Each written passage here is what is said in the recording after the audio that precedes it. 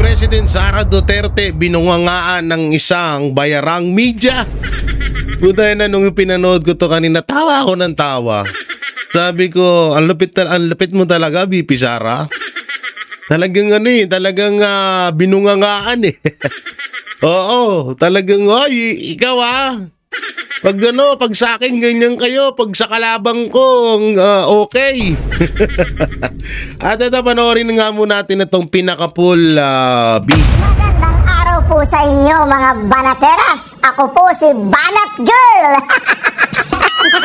Ito po mga banateras, panoorin natin ito at sabay-sabay po tayong mag-react sa comment section. Alright, panoorin na po natin ito mga banateras. Mag-comment po kayo sa comment section at huwag po ninyong kalimutan mag-subscribe, i-like at i-share ang ating video. I am not Filipino for nothing. Mahalin po natin ang Pilipinas. Ito na po. Ayan, ito na. Ibang topic or yes. Other matters po na. Next question, Mr. RG Rosalado, Billionaire News Channel. Ito na. Uy, bilyonaryo. Pakisabi dyan sa opisina ninyo na ayusin naman nila yung picture ko. Yung picture na gamitin nila, yung maganda ako, wag yung pangit ako. Wala naman akong pakialam kung anong sasabihin ng inyong outfit about sa akin. Basta paniguraduhin lang nila na maganda yung picture ko. Bakit yung mga kalaban ko, magaganda yung mga picture na ginagamit nila? Bakit pangit yung picture? Ang cute ni Bibi Sara. Hindi nakukitan ako dito kay Vice President Sara Duterte. Hindi, tsaka VP Sara, alam mo, yung bilyonaryo, pag mamayari kasi yan ni Saldico. Kaya ni Saldico tuloy yan, ni Romualdez. Yan ang pagkakalam ko isa sa mga owner dyan, partnership? Si Martin Romualdez dyan sa bilyonaryo. Nanteteng naman. Dami kong tawa dito. Hindi kasi talaga sa totoo lang, lahat ng picture doon ni Vice President Sara Duterte, mga nakanganga, mga, alam mo yung parang haggard na haggard. Although, alam naman natin na maganda talaga si Vice President Sara Duterte. Kaso nga lang, pagdating nga dun sa, sa mga kalaban niya, ang ayos ng picture. Or yung tinatawag na thumbnail, di ba? Pero pagdating kay Vice President Sara Duterte, anak ng teteng, bukod sa nagpe-fake news sila, ang sagwa ng picture ni VP Sara. Kaya yan tuloy, nabungangaan kayo. Tuloy natin. Sana yung mga tiga-Office of the Vice President, padalhan nyo nga ito siya ng mga magagandang picture ko para yun ang gamitin nila. Please lang. Boom! Basag! Hindi ko, ma'am. Napansin mo yun, ma'am. Yung kalaban ko, maganda yung photo. Tapos ako, pangit yung photo. Ang katotohanan naman, mas maganda naman ako doon sa kalaban ko, ma'am. Utang ina, basag. Sino yun? Sinong kalaban mo? Si Ma'am Shitars? Si Ma'am Shitars ba yan, VP Sara? Oo, ito ba yan, VP Sara? Wala ko atang picture ni Ma'am Shitars. May picture ba ako dito ni Ma'am Shitars? Tignan ko lang Naku, wala ata akong picture ni ni Ma'am Shitars. Meron ako dito kay Romualdez, kay Ma'am Shitars, VP Sara, wala Oo, mukhang VP Sara. Tawag dito, mukhang, hindi kasi ganito yun, VP Sara. I can't handle it. I can explain. Explain ko sa VP Sara, ganito kasi yun. Kaya naman pinapapangit kanila sa picture kasi maganda ka naman na talaga. Tisay pa. Hindi kasi nakita ko to personal at nakausap namin to ng Banateros Brothers, si Vice President Sara Duterte. Talagang sobrang ganda na wala man lang makeup to, promise. Hindi to, bibihira mo itong makitang nag-makeup or may lipstick. Talagang yan. Kung ano yung tsura niya dyan, tisay, maputi, medyo may pagka-pinkish yung dito niya, yun sa personal, si Vice President Sara Duterte, talagang artistahin. Ewan ko lang kay Ma'am Shitars. Ngayon, ganito kasi yan, VP Sara, syempre, kailangan nilang pagandahin yung mga kalaban mo kasi mga tsurarat. Mga tsurarat kasi. Mga tsurarat kasi yung mga ano mo, yung mga kalaban mo. At tingnan mo na lang si Tambaluslos, si Romualdez, si Luistro, si De Lima. Sino pa? Si Renaco, di ba? O sino pa? Si Ontiveros. Na pag pinasingaw mo yung gulong, ganun ang kutis. Naka 3 billion insertion kaya kuminis-kinis. Oo, kaya ganun. Oo, ikaw kasi maganda ka na kaya ang ginagawa ng media, pinapapangit ka. O, ito mo kayo, tingnan nyo dito, kahit na hindi maayos yung pagkakapost niya, ang ganda niya pa rin. Diba? Ganyan si Vice President Sara Duterte sa personal. Ano sana ma'am? Ha? Gano'n sige pagawas? Ano yung sino ba kausap ko doon sa bilyonaryo na nakanganga ako, JC. Ano yung photo na yun? Ayan si JC. Alam niya yung JC Okay. Ma'am, related dun sa appeal, ma'am. Ay, nako. May bagong evidence ba kayong sinubmit sa ICC dun sa appeal? Ito na pala, i-rerecta na pala natin. Sorry, hindi ko alam. Kasi hindi nag-discuss yung abogado sa akin kung ano yung laman ng appeal. Ang napag-usapan lang namin is merong appeal. Ujo na kung sa pre-trial chamber po or sa appeals chamber yung appeal? Appeals chamber. Appeals chamber. Yes. Nabungangaan tuloy yung bilyonaryo. Oh, so dito tayo sa pahayag niya mapatungkol kay Duterte do not control Representative Barsaga. Ba't may ganyan bang issue? Tangina kapag pinagre-resign si Marcos, sasabihin nyo kontrolado ng Duterte. So ibig sabihin, ini-impeach ng Congress si BP Sara. So para nyo nang sinabi na kontrolado ni Marcos Jr. ang buong kamara.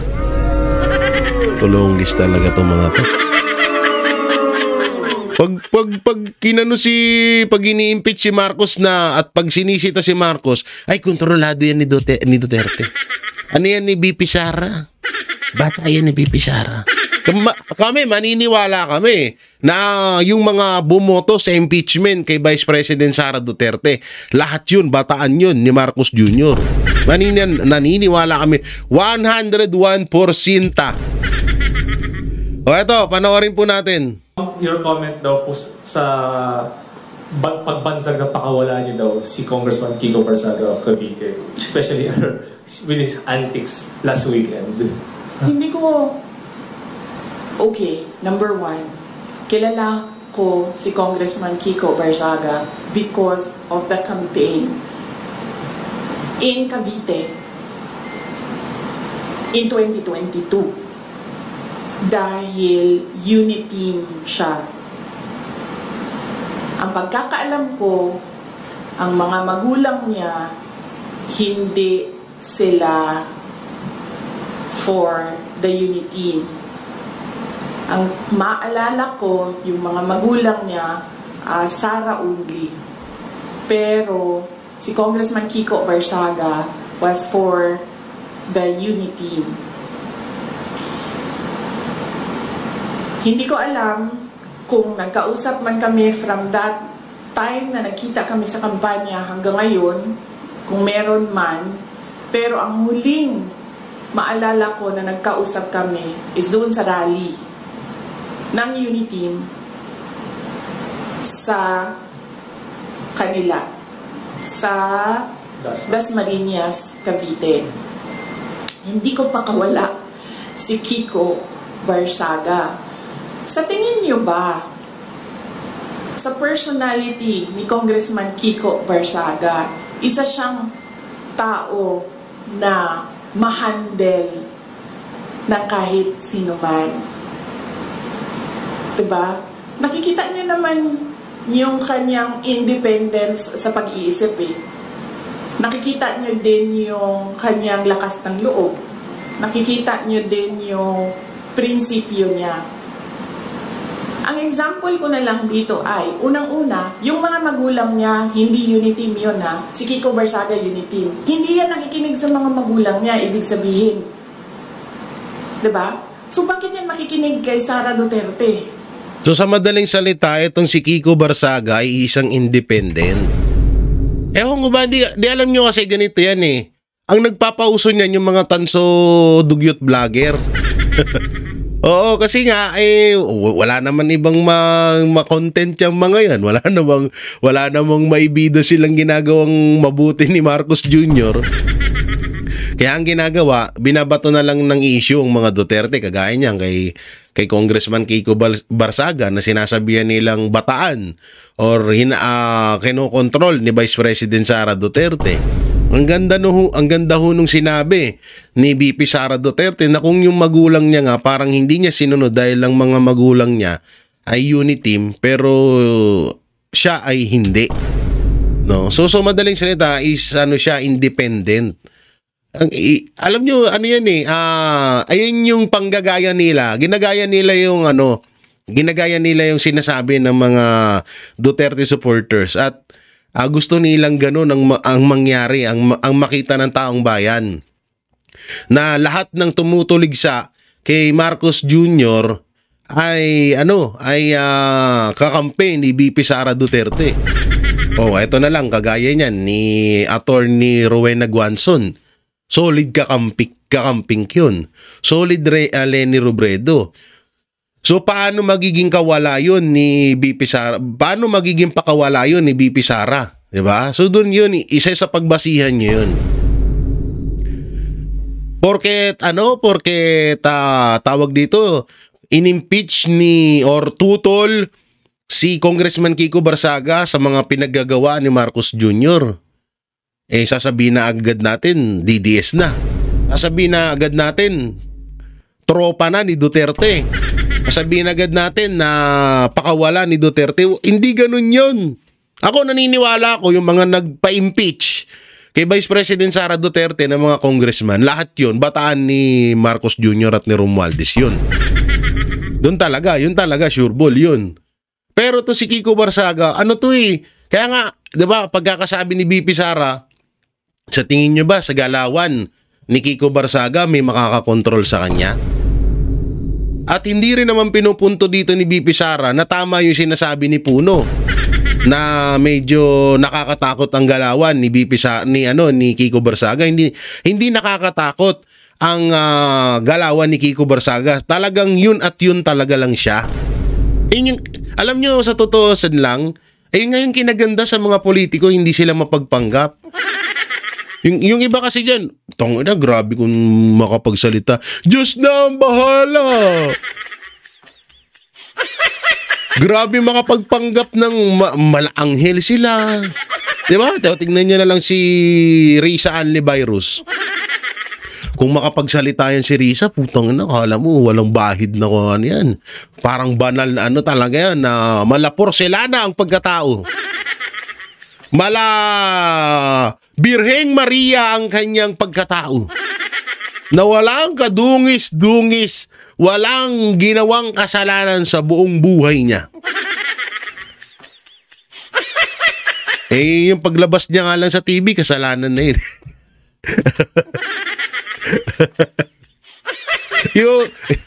yung pagpapanood natin sa kanya, yung kapag nagpapa-interview na napapanood natin yung mukha niya sa TV, kasalanan na yun.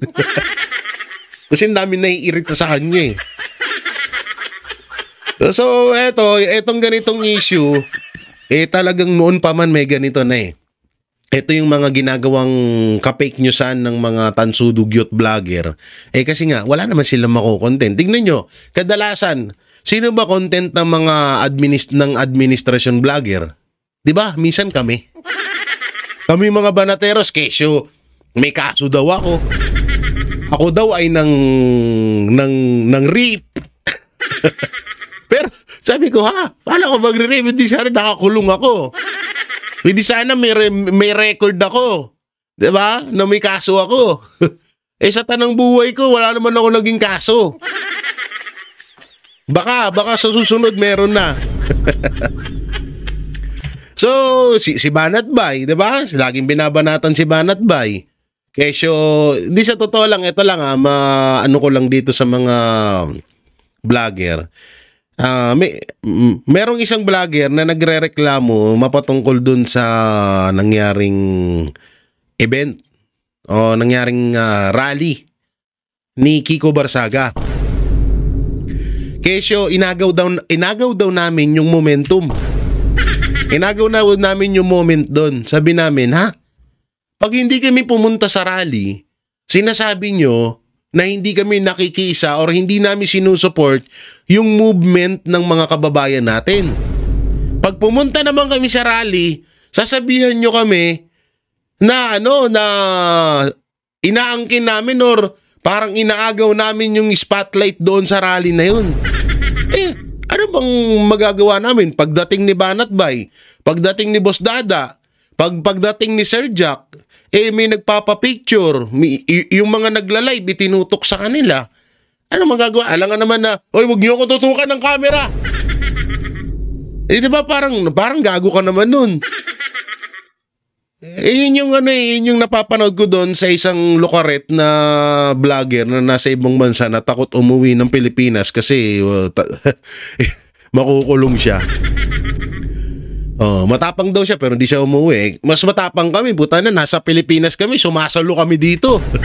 Anytime pwede kaming bombahin Anytime pwede kaming dukutin dito. Di ba? Sasabihin mo matapang ka pero nandiyan ka sa ibang bansa. Nako. Hindi namin alam kung saan kami lulugar pumunta kami sa rally para para suportahan yung rally. Galit sa amin. Pag di kami pumunta ng rally, asan yung mga banateros? Puro lang live, puro lang video, doon lang matatapang. Utang inang yan. Wala kami pa pumuntahan sa inyo. Hayop kayo. Yan yung sinasabi namin na yung ibang mga vlogger na sumusuporta sa kay Pangulong Duterte ay talagang panggap lamang. Kasi kadalasan pansinin nyo, kapag umuokay na yung umuokay katulad yung nangyayari sa kay Pangulong Duterte sa daig, okay na dun Pero nung may pumuntang bruha doon, may pumuntang vlogger doon na dating Bataan. Hanggang ngayon Bataan pa rin ni Lisa yan Hanggang ngayon, Bataan pa rin ni Lisa Araneta Marcos yan. Nagpapanggap lang para makakuha ng mga impormasyon, makakuha ng impormasyon sa mga Duterte, kung ano yung plano ng mga Duterte, tapos ipapasa dun sa boss niya. So hanggang ngayon, Bataan pa rin ni Marcos Jr. Yun yung papel niya dito. Kaya niya pinasok ang DDS community, ang Duterte supporters, kasi para makakuha siya ng mga idea at maipasa niya doon sa Malacanang. Ganun ang nangyari dyan. Soon, ilalabas ko yan. Niniipon-ipon ko. May mga ebidensya naman ako, pero hindi ko pa gusto ko, nasa tamang tas gusto ko maraming ebidensya. Diba? Ako tigapaglabas ng ebidensya So soon, lalabas ko yan para mas maganda yung natin. So mabalik tayo dito. Dito sa issue na binibintang nila kay Vice President Sara Duterte na bata or utusan ni BP Sara, si Kiko Barsaga, ay yun na matagal na matagal nang ganyan ang ginagawa ng diskarte ng mga vlogger. Sa mga vlogger galing to Tapos sasakyan ng media, 'di ba? So sobrang ang weird, 'di ba? Uumpisahan ng vlogger ng administrasyon yung fake news. Tapos sasakyan ng bayarang media. Ang galing. Putangin, ang galing. Diba dati may issue pa yan. Kabit daw ni BP Sara, si Jan Amores. Nakakalaro ko si Jan Amores sa basketball. Sabi ko, tol, totoo yun? Kabit, jowa ka daw ni BP Sara. Sabi ni Jan Amores, putay na, tinulungan lang ako, jowa agad. Grabe naman. Ganon ang nangyayari dyan. So, wala na yan intindihin na lang natin, unang-una, wala kapag tumigil yung vlog nila, wala na silang papalamon sa mga anak nila. Wala na silang isusustento sa mga anak nila. Una, wala namang Wala naman silang maiblog kay Marcos. Walang nagagawang maayos. Ano ibablog nila? Paano ipunin yung tubig at gamitin sa tag-ulan? Paano ibablog nila? Ikayatin yung mga viewers nila na bumili ng 20 pesos kilo na bigas. Ay paano bibili? Kailangan mo munang malindulan. Ay naku po. So tuloy natin to. So no, I do not control Congressman Kiko Barsaga. He is his own person. He has his own principles, and he has his own free will. And there is nothing wrong at all with what he is doing, because as I said, tayong lahat, we are covered by the freedom of speech and expression. Unfortunately, meron tayong administrasyon na hindi nila matanggap na meron talagang mga tao na number 1, hindi natatakot, at number 2, hindi nabibili ng pera. Yun ang totoo doon. At isa kami doon. Ha? Ulitin ko sa inyo ha, ang Banateros, lalong-lalo na si Banat Bay, inopera niya ng 500K per month. At pinakahuling offer dyan, 20 million sa Banateros. Tumigil lang kami. Banatan lang namin si Vice President Sara Duterte. Banatan lang namin ang pamilyang Duterte. Hindi namin kinagat yun, putang ina. Habang buhay namin pagsisisihan yun, 20 million. Sa panahon ngayon, saglit na lang yun. Mas mainam pang maggulay ako, magdildil ako ng asin. Tsaka hindi ko magagawang magdildil ako ng asin dahil unang-una, marami akong alam na trabaho. Marunong ako gumawa ng bahay. Marunong ako mamakyaw, marunong ako magtinda. Nandyan, sa vlog ko lahat yan. Kalikutin nyo yung vlog ko, nandyan ang mga ebidensya. Marunong ako gumawa ng bahay. Marunong ako magtinda kung saan-saan. Marunong ako mabuhay. Kaya talagang prinsipyo namin ng mga Banateros na hindi kami nababayaran. Never. Si Banat Bay, alam nyo, sa totoo lang, kwento ko lang. Si Banat Bay kasi, mayaman kasi talaga yan. Papera kasi yan si Banat Bay. Misa nga, bibigyan nga ang big bike niyan eh. So, si Boss Dada, putang na anak ng prinsipe ng Saudi Arabia. Anak ng prinsipe ng Saudi Arabia sa kabit ng prinsipe. Kaya ganyan kaitim yan eh. Nakuha yan sa ilalim ng ng pausukan ng tinapa doon sa, diba, bawal karne sa Saudi. Oh, ang kadalasang pagkain doon tinapa. O doon siya nakuha sa taas nung pausukan, kaya ganyan yan. Putay lang, yari ako dito sa dalawag to pag napanood itong video kong to. Oh, kaya ganon. Maya, Master Judea, ako po. Dating may-ari ng ng isang building. Coach Oli, naku po, pinakasikat na instructor yan si Coach Oli. Si Sir Jack na bago sa Banateros, naku po. Si Sir Jack, sobrang yaman yan. Yan ang may-ari ng vape sa buong Pilipinas, kaso hinarang ni Sandro Marcos. Sobrang yaman niya ni Sir Jack. Siya ang may-ari ng buong vape store sa buong Pilipinas. Kaso, sinindikato ni Sandro Marcos. Paring RJ, nako, yan ang pinakababayro sa Banateros. Mutay na matawa na punta dito. Ako, wala. Ako ang palamunin nila. Ako ang tiga-ubos ng pagkain ng Banateros pag kumakain kaming lahat. Obvious naman sa katawan, di ba? Si Banat Bay, diet. Siyempre, medyo nagkakaedad na, masakit yung tuhod. Ang lalabo yung mata, so siyempre diet. Sa akin po na yung pagkain. Boss Dada, nagpapapayat. Hindi makalunok. Hindi makalunok, naturukan eh. Sa akin punta ang pagkain nun. Si Coach Oli, ganun din. The diet, stay pretty boy. Diba? Fresh boy, pretty boy. Sa akin punta pagkain. Master Judea. Napapanot ay. Di ba? Tumatanda na rin. Saan punta pagkain? Si Sir Jack, hindi masyado makakain. May barahan. may barahan kay Sir Jack, di ba? Hindi masyado makakain. Sa akin na pupunta ang pagkain. Parang RJ, syempre, diet yan at talagang stay pogi palagi yan. So, hindi sila maano. Kaya ako talaga ang bagsakan ng pagkain sa Banateros. Hindi yung tira-tira, ha? Kasi baka may mag-comment, so Jay, sa'yo pala yung tira-tira nila Banat ba? Hindi, ha? Utang ina, sampaling kita ng kinakain ko. Yung yabang namin, no? So, yun nga, no? Kaya, sa totoo nga lang, totoo yung sinabi ni BP Sara, yun yung mga katulad ni Kiko Barsaga, Banateros Brothers, na hindi mo kayang tapatan ng pera. Hindi kami katulad na ibang vlogger din na na-operan lang ng 70,000, puta na, lipat agad eh. Dating Duterte, biglang, puta na, dito ako.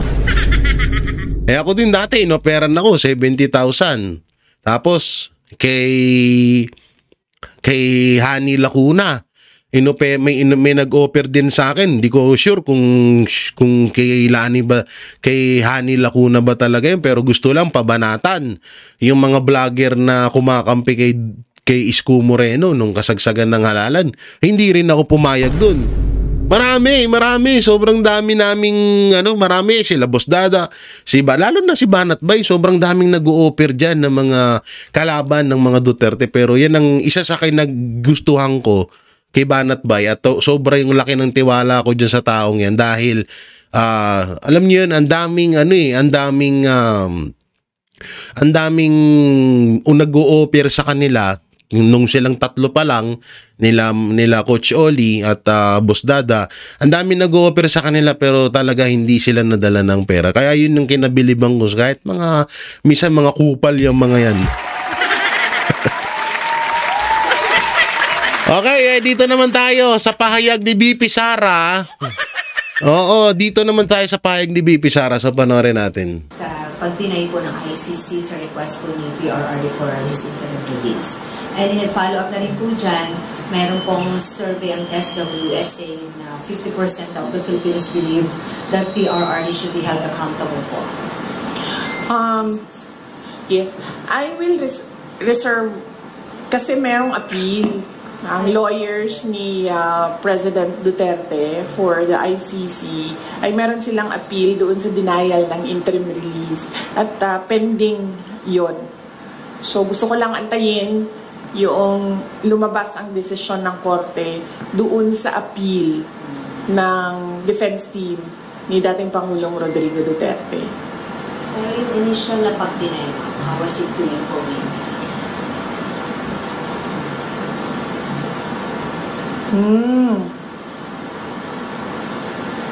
Ano ba sinabi ko na sa statement ko? Wala pa naman ako nag-statement dati about sa interim release, no? Pero inaantay ko lang kasi talaga. Gusto ko lang talaga antayin kung ano yung decision nila sa appeal noong defense team. Your thoughts na lang po doon sa SWS survey. If you have any comment on that po.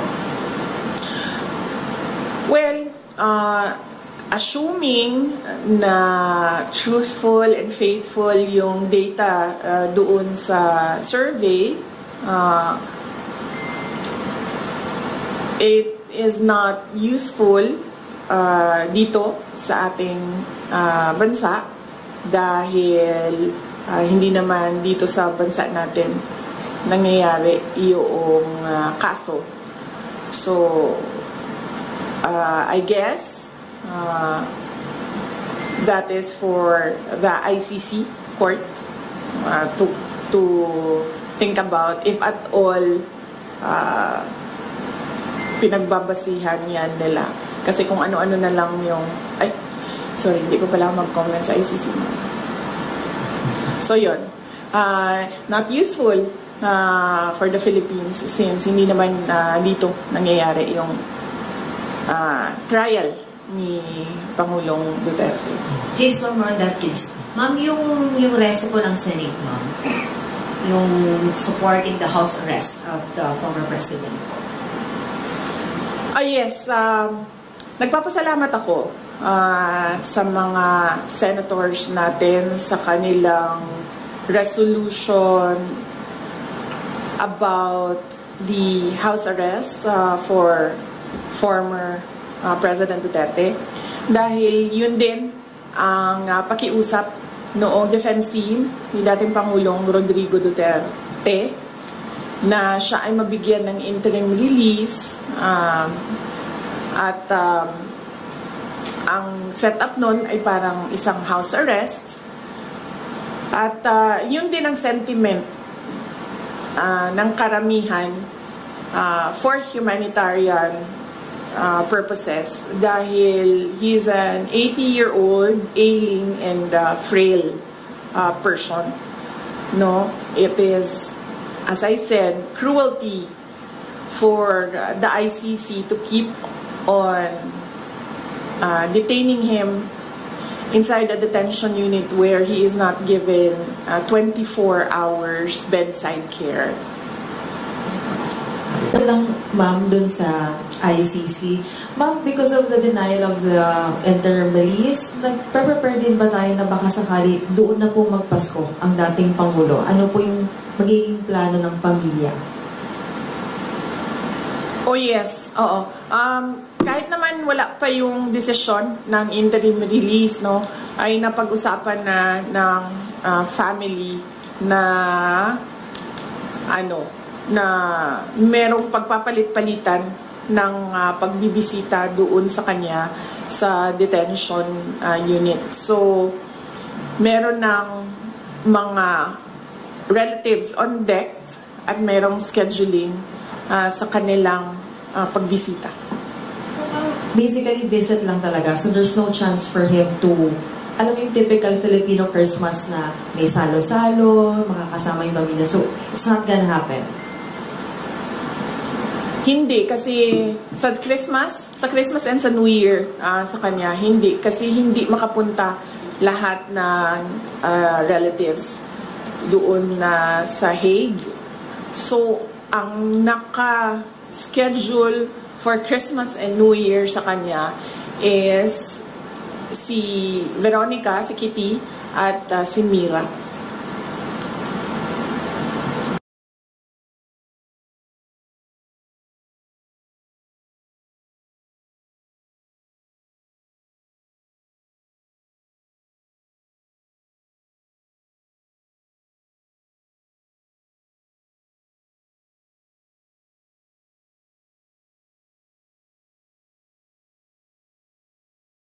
Hawak na ng Ombudsman ang resulta ng investigasyon ng DOJ sa flood control scandal. Sentro nito... Putang ina, wala pala akong boses. Sorry. Ayoko na nga mag-mute.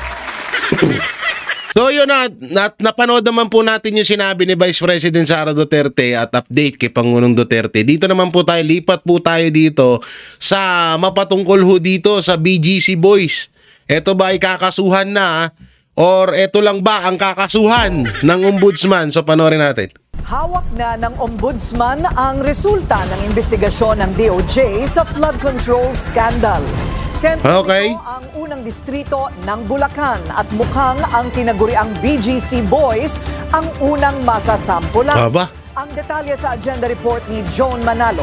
Unang masasampulan ng BGC Boys o sila lang talaga yung sasampulan? Yun kasi yung nakikita namin ngayon, mukhang sila-sila lang yung masasampulan eh. Formal nang ipinasa ng Department of Justice sa Office of the Ombudsman ang findings ng investigasyon nito sa 5 anomalous flood control projects sa Bulacan 1st District. Sangkot dito ang mga district engineer at contractor na trumabaho sa mga nasabing proyekto. Pero ayon kay Ombudsman Jesus Crispin Remulla, hindi pa umabot kay former DPWH Undersecretary Roberto Bernardo ang investigasyon. Kaya nakapokus muna sila kina former Bulacan 1st District Engineer Henry Alcantara at former Assistant Engineers Bryce Hernandez at JP Mendoza. There were witnesses in the Senate investigation. May ginawa na sila mga pag-amin at kasama na yan sa kaso na na kasama na yan sa mga kaso.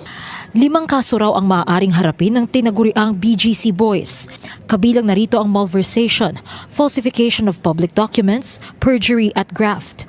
Ang ginagawa natin ngayon, kung saan yung mga mayroong ng ebidensyang malinaw na maaari na nating isampa at magsimula na ang preliminary investigation, ay ginagawa na po natin. Okay. At nasa ombudsman na mga dokumento, dadaan na ito sa masusing evaluation ng tanggapan. Okay. Aantayin na lang din daw ng DOJ ang utos ng ombudsman kung maaari na silang magsagawa ng preliminary investigation matapos ang ebalwasyon. Siniguro ni Remulla na magiging mabilis at tuloy-tuloy ang pagkilos ng kanyang opisina. Sa pag-uusap namin ng ating officer in charge, ang ating SOJ ngayon, si Eric Vida, at the Prosecutor General, tutulong pa rin sila sa amin kasama ng NBI na examinin lahat ng mga bagay dito. Katulong din daw ng ombudsman ng AMLAC at may inaasahan daw silang impormasyon mula rito na makatutulong sa kanilang investigasyon. Pagdidiin ni Remulla, the cry to curb corruption is strong. Kaya agaran daw silang kikilos para mapanagot ang mga nasa likod ng flood control scandal. Sana nga. Para sa agenda. Sana nga talaga ha, Remulla. Sana si Remulla. Yan. Diyan tayo sa mukha niya. Kaso, ang masama kasi dito, maganda ho sana to. Maganda to. Walang problema ho dito na sinampahan na ho ng kaso ng ombudsman. Etong mga the BGC boys or etong mga kontraktor. Ang masama lang ho dito, baka sa mga kontraktor lang talaga. Baka wala tayong inaasahan na makasuhan si Martin Romualdez at si Saldico. At yung iba pang mga congressman na nasa likod ng mga kontraktor. Dito ulitin ko, wala akong problema dito. Deserve po ng mga kontraktor na ito na makasuhan.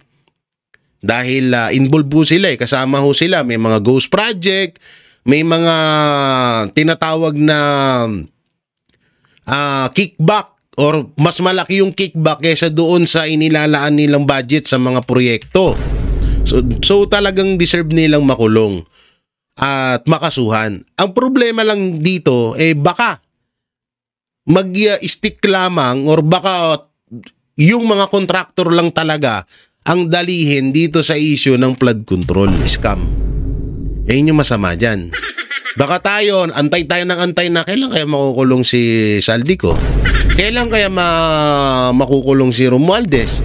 Kailan kaya makakasuhan si Romualdez? Hindi, una-una kapag usapang Martin Romualdez at Saldico, dito muna tayo kay Martin Romualdez, medyo malabong pag sinabi natin na kasuhan lang, parang hindi tayo kontento. Kasi alam naman natin na kahit sandamakmak ang ikaso kay Martin Romualdez, kung pinoprotektahan pa rin siya ng pinsan niya na si Marcos Jr., useless din yung kaso. Pero kung kakasuhan si Martin Romualdez at ikukulong na, kasi una-una ginagawa naman na ng administrasyon yun. O kanino ba ginawa yun? Ginawa ho nila yung kay Pangulong Duterte at ginawa ho nila yung kay Pastor Apollo Kibuloy. Sinampahan ng kaso si Pastor. Hanggang ngayon wala pa ring ebidensya. Pero asan na si Pastor? Nakakulong po. Nakakulong po si Pastor.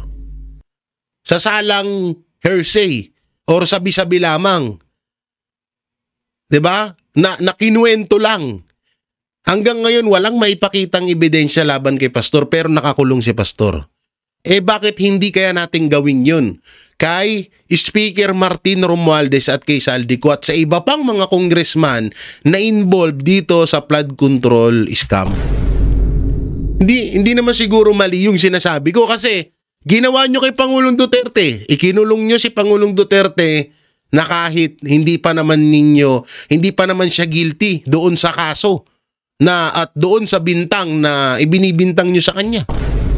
Ganon din kay Pastor. Bakit nakakulong si Pastor kahit hindi siya guilty? Kahit hindi siya convicted?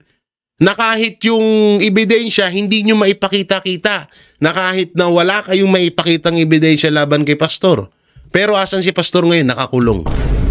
Siguro mas maganda kung gawin natin yon kay Martin Romualdez at kay Saldico at sa iba pang mga congressman na protektor ng mga kontraktor na kinasuhan ni Ombudsman Remulla. Diba? Ganun dapat. O aantayin ho namin yan, ha? Kasi baka sabihin nyo, ay hindi po pwedeng kasuhan si Martin Romualdez kasi hindi pa naman po siya guilty. Hindi po pwedeng kasuhan si Martin Romualdez kasi wala pa naman pinapakitang ebidensya. Eh, ang tanong, bakit nyo ginawa kay Pastor Apollo Quiboloy? Kinulong nyo yung tao na wala naman sapat na ebidensya. Kinulong nyo si Pastor nang hindi pa naman siya guilty doon sa kasong dinadawit siya. Sa kasong ibinibintang sa kanya, ba't nakakulong si Pastor? Abangan namin yan, ha? Minsan hindi nyo rin talaga ginagamit yung utak nyo, eh. Kayo mismo yung nagpapahamak sa sarili nyo. Abangan natin yan, mga banateros, ha?